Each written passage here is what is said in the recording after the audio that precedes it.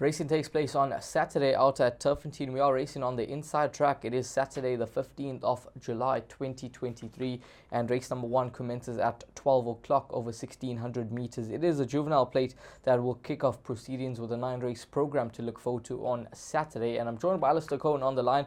Alistair, how are you doing? How's the week been for you? Yeah, Raheel, was obviously a very cold start to the week.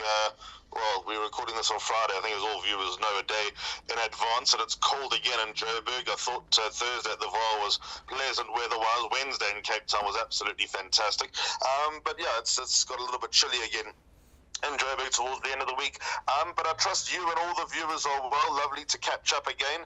As for the card, it's a typical winter card. It's a weekend card, so would it be nice to have one or more draw cards? But I think with just 2 weeks up from the Gold Cup, probably unfair to expect any horses that are rated 110 and over to be stepping out. So let's go. Overall, I don't think we're going to get the bar pot pick 6 place accumulator dividend that we got at the VAR on Thursday, but I do quite like the look of the card. The pick 6 is my suggested bet on this card, which is not an angle I take unless it's a feature race day or with a pick 6 carryover. Then obviously I focus on the pick 6 to guide the punters along. But yeah, I think I've got a fair crack, and the form's been good of late, so let's hope it continues. Yeah, well, racing at the end of the month at Hollywoodbets Greyville is certainly going to be a top-class event, obviously with a new sponsor, and it's exciting times for racing fans come the end of July, the last Sunday in July. But racing on Saturday out at Turffontein, race number 1, and in the first race over 1600 meters, MK's Dream priced up as an even money favorite. It is 5-2 about We Are the Logans, 33-10 about Bomb Bomb, and then 14-1 and better bar those. Now this horse MK's Dream last time out, obviously 1160 on the sharper side for him, but I think he's going to improve leaps and bounds now that he steps up to 1600 meters, and I can see him getting punters after a winning start. He'll be hard to beat here, Raheel. There's an indirect line of form. MK's Dreams beat Ethanator, and Ethanator beat Bomb Bomb at Hollywoodbets Greyville. Bomb Bomb will be better over this distance and will be better at this track, but I think MK's Dreams will also be better at this distance. So, although a short price, I think that he'll take all the beating. Muzieni has been riding very, very well for the last month or so. Robbie Sage is the trainer. His yard always trades at a high strike rate. Number 3, Meet the Logans, also needs to be afforded some respect. He just wobbled over the closing stages when being a little bit one-paced in the end and fading out of it behind William Ironarm. So he'll need to step up with that run in consideration to beat number 2 MK's Dreams. But all in all, I think MK's Dreams is going to be very hard to beat. There's not much depth to the field of those that haven't won a race yet. Those maidens have got plenty to find. So 2 from 1 and 3, I see that's how they're going to go in race number 1. But I think a bet on the nose, MK's Dreams, that can start you off for the exotics. Yeah, that's horse number 2 in the first race. Next up, race number 2, which goes off at 12:35, and race number 2 will be the start of the bipod over 1600 meters. This is an MR90 handicap, and let's have a look at the fixed odds betting market here. It's a field of 6 that line up for this event, where Tazona is your 9-10 favorite. It is 7-2 about Besuye. Climate Control at 9-2. It's then 6-1 and better bar those. Now 9-10 about Tazona. He gets the cheek pieces applied for the first time. He is drawn in gate number 2, and he's on a fairly quick backup. But this type of race would maybe suggest that it is a slightly weaker contest than what he did run in last time out, Alistair. And no doubt he's going to go close. Yeah, that was a week ago, as you mentioned, Raheel, and he was run down by a horse that I think a lot of.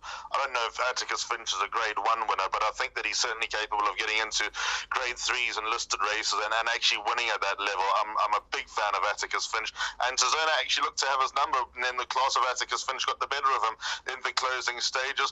You know, when I looked at this race, I actually quite liked the chances of Besuye, but then when I looked closely, Tazona finished in front of Besuye and in their run to Spin Doctor. Yes. The weight of that from Israel. So I think number 1, Tazona, should have the edge. I respect Besuye. He's a different animal on the inside track.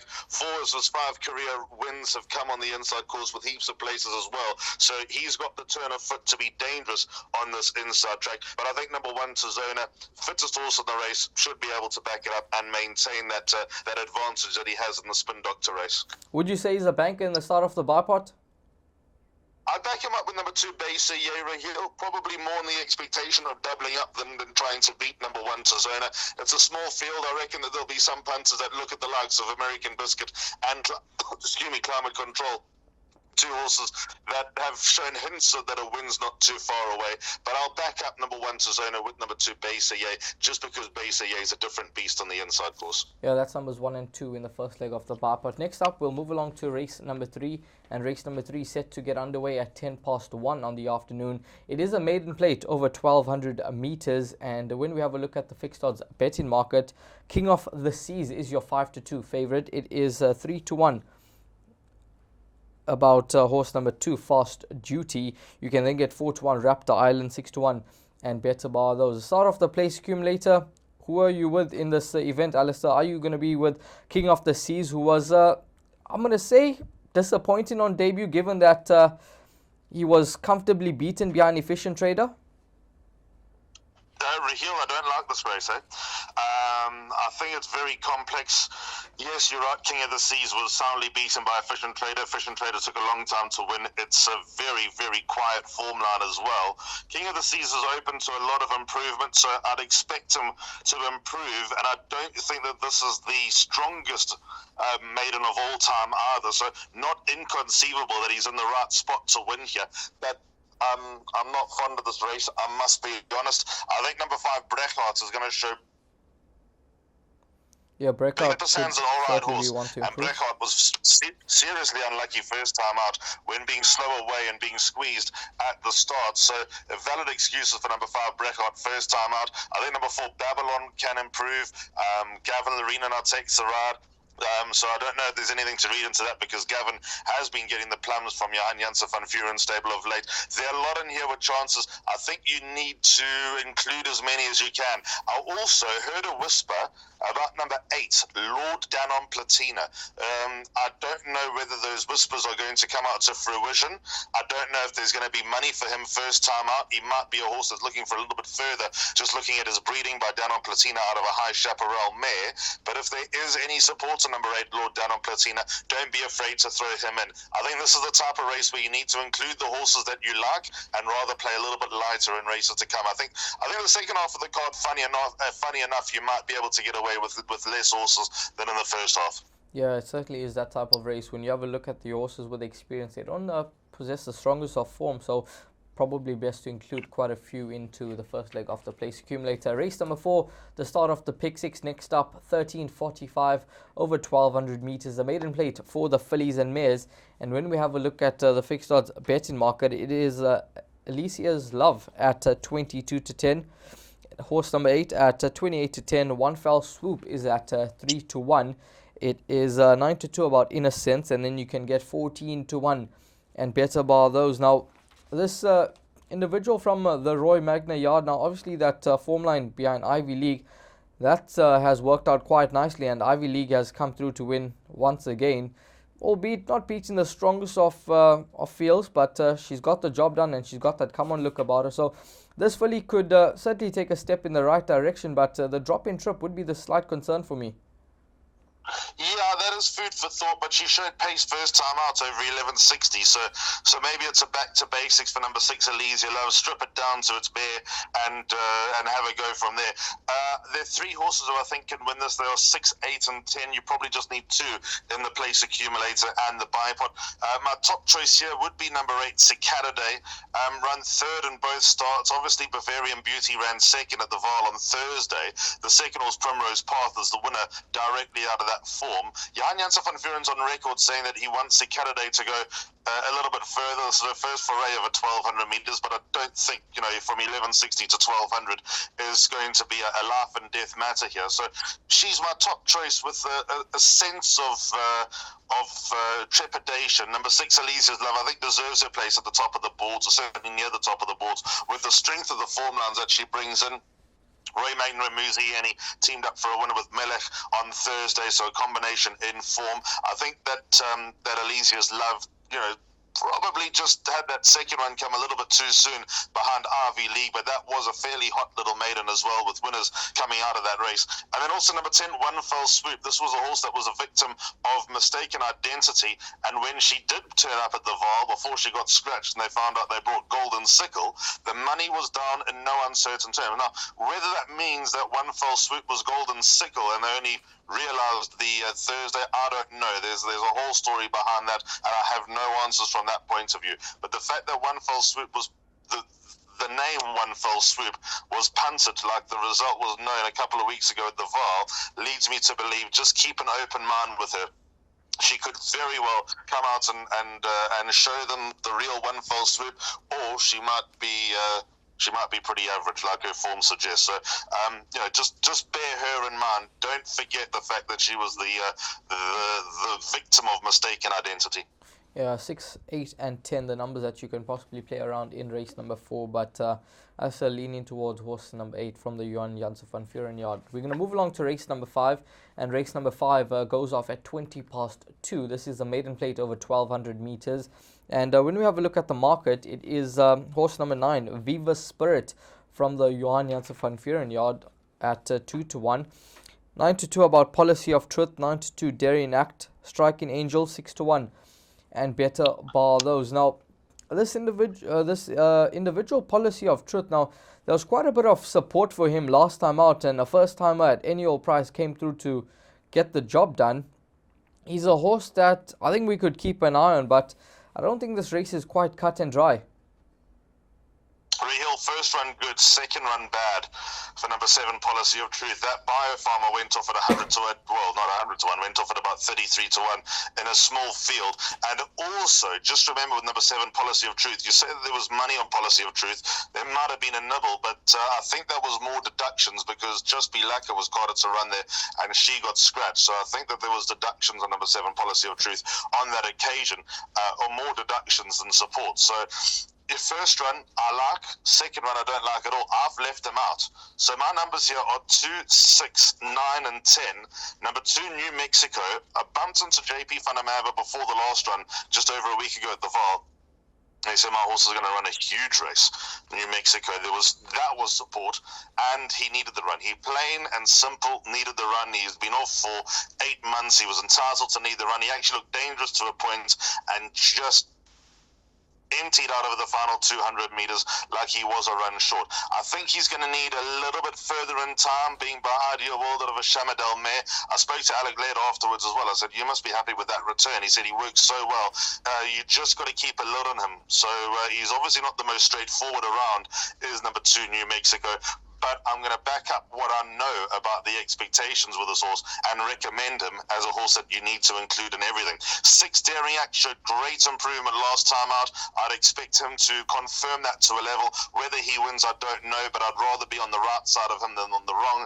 9, Viva Spirit, good debut behind Brosnan, but Brosnan took an eternity to win. I know that there have been winners out of that form, but they've come in the right type of maidens. But Viva Spirit is open to a lot of improvement, and the extra furlong should suit him. And then number 10, Striking Angel. 2 good runs. Be with me, these are 2 good runs. The debut behind Ripple Effect, that was a take out Ripple Effect. That was a very, very moderate juvenile, and she finished well in front of the others. And then second time out, obviously finishing 4.5 lengths behind Just Be Lacquer, who came out to one of the Vaal on Thursday, and the second horse, Lady Elliot, has won as well. She wasn't too far behind Lady Elliot, and I reckon if you put Lady Elliot in this race, she'd be very near the top of the board. So those are my 4 numbers, 2, 6, 9, and 10. The value lies with number 2, New Mexico, but I expect that value to probably evaporate come race time. Yeah, that's around 8-1 New Mexico. We found support last time out as well, 20-1 down, 13-2 in the market. And as you heard from Alistair, he just ran up to a point and then possibly just needed a run, but he'll certainly strip a much fitter horse come Saturday. Race number 6, another maiden plate for the fillies and mares over 1,600 meters. 5-3 is the time that you need to get involved here. And race number 6, favorite is Secret Recipe at 22-10. 7-2 about Wonder I Do. Call to Glory at 7-2. Arabian Red at 9-2, 5-1 about Canford Rose, and then it's 7-1 and Better Bar those. Now, when you have a look at this race, last time out I thought we obviously both expected Canford Rose to go very well in that race, and we thought 2-horse race between Let's Go Now and this filly, but I thought she ran a very, very disappointing race. And then we've got the likes of Secret Recipe, who looks to get it right, and Call to Glory, and even Wanda I Do, who there was a bit of support around on debut, and she was expected to run a nice race, but well beaten behind Duena. She just tired late on in the day, but I think you commentated on that day, and you mentioned that this filly will learn a lot after this run. Yeah, again, this is a tricky race for Hill. I've left out the favourite, number 3, Secret Recipe. What she's got in her favour is she's trained by the Aussies, a very good yard, and ridden by Diego de Gavea, a very underappreciated jockey. But I'm of the opinion that the 2 races that she's run well have come in very, very weak maidens. So I've left out the favourite. I've got 1, 2, 5, and 6. So yes, I've got 5 of the 7 runners, and as Dees would say, what are you doing, go field, if you're going to do that, and leave out the favourite. Maybe I've lost the plot. I don't really have a top choice here, so let's go through them and the reasons why I like them. Number 1, Call to Glory, was just about out of hell last time. She couldn't be held.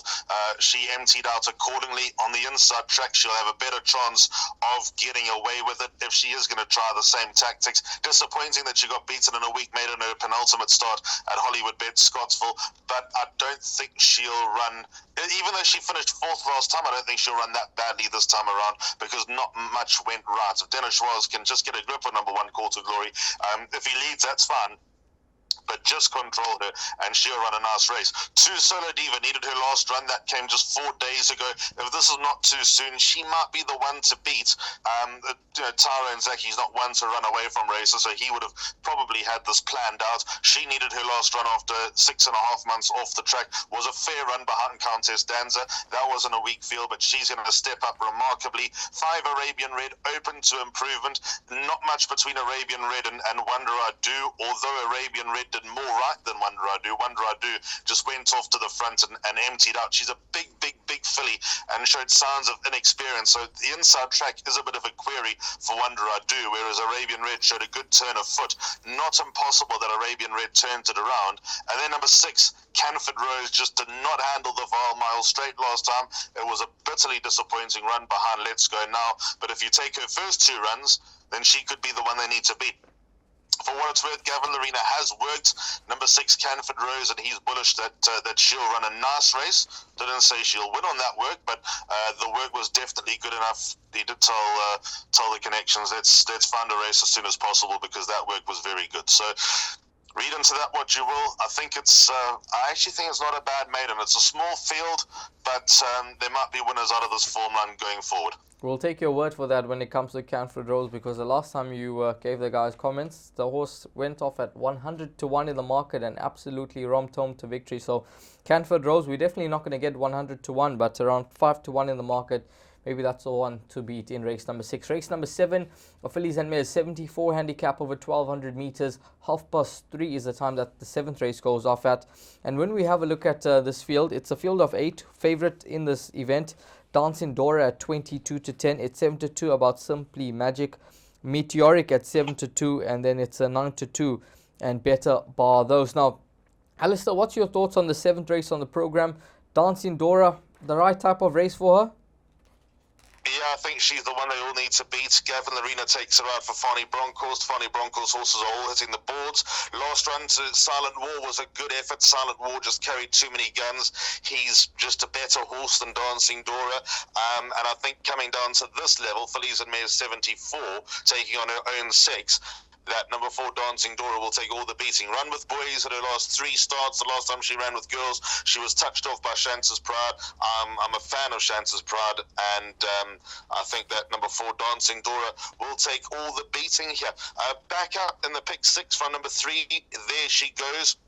She lost it at the start, at her penultimate start, to Clean Living. I know that level of form is very questionable. Last time she was pretty well soundly beaten by Lollapalooza. Rachel Venniker now takes the ride. The 1.5 kilo claim and the 1 point drop in the ratings, I think, could set up number 3. There she goes. She has got a nice turn of foot, so that will help her on the inside track. She's run on the inside track numerous times before and been banging on the door. And once upon a time, she ran 1.8 lengths behind Boldak. Boldak would absolutely slaughter this field. So I think number 3, there she goes with Rachel on board, is worth watching, but number 4, Dancing Racing Dora the one to beat. I'm comfortable with both those horses in my pick six and in all bets for that matter. 3 from 4.